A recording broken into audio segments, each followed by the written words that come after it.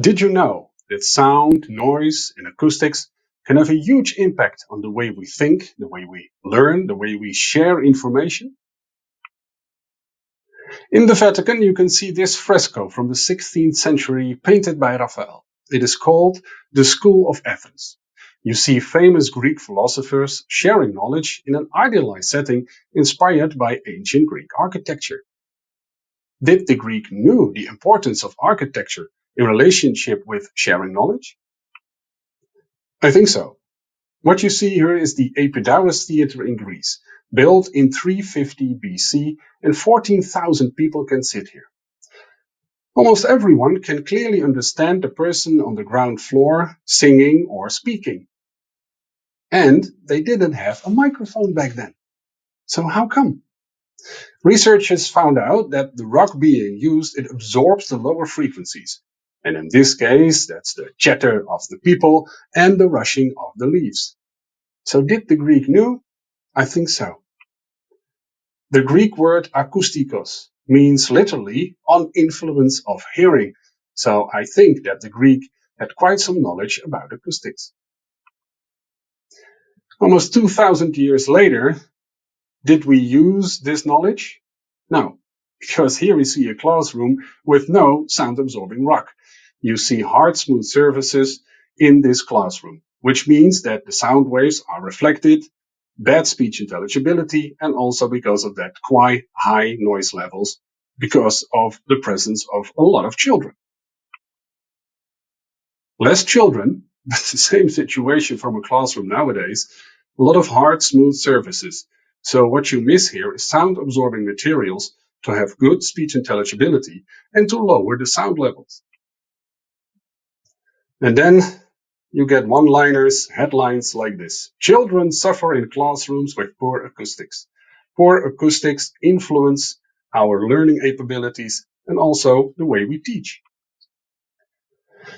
That's why in 1999 the World Health Organization said this. To improve the learning process, sound levels should not exceed 35 decibels.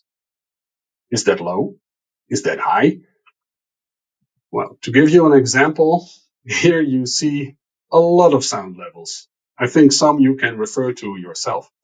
Me speaking on 1 meter distance is 60 decibels. So then you can figure out how low 35 decibels is. And then there is also the fact, when will you get hearing damage? That all depends on how long you are exposed to these noise levels. And then there's also the annoyance factor. Already from 70 decibels, you can get really annoyed. So how is it with these noise levels when it comes to education? Well, as you can see here, the average is from, let's say, 60 to above 80. The peak levels are actually quite high. Those peak levels are a big influence on our health. Because what you see here are the noise levels measured in a classroom in the morning. But what they did, they also measured the heart rate of the students. And then you see, every time a noise level goes up, also the heart rate goes up. And that's unhealthy.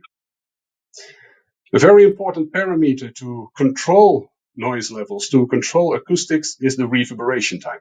And here I will let you hear different kinds of reverberation times. Many factors influence speech intelligibility. Many factors influence speech intelligibility. Many factors influence speech intelligibility. Many factors influence speech intelligibility. So you can hear that the speech intelligibility is improving when the reverberation time goes down.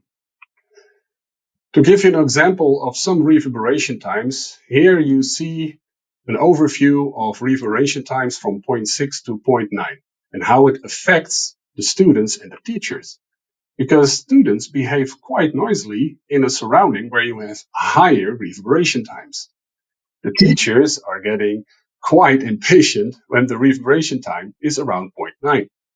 And the other way around, the lower the reverberation time, the more silence the students can work. So this is a classroom from nowadays, sort of how it should be.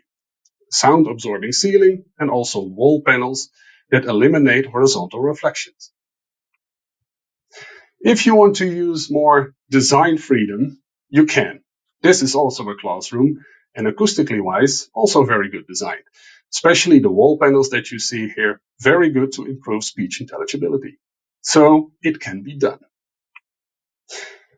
We started with philosophers. Let's also end with a philosopher, Confucius.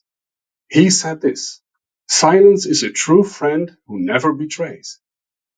He was a scientist, a philosopher, but most of his life he was a teacher, and he knew the importance of silence. And you need acoustics, good acoustics, to achieve that. So with that, I want to end this webinar.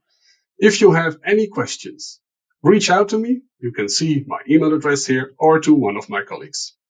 Thank you very much for your attention. Until next time.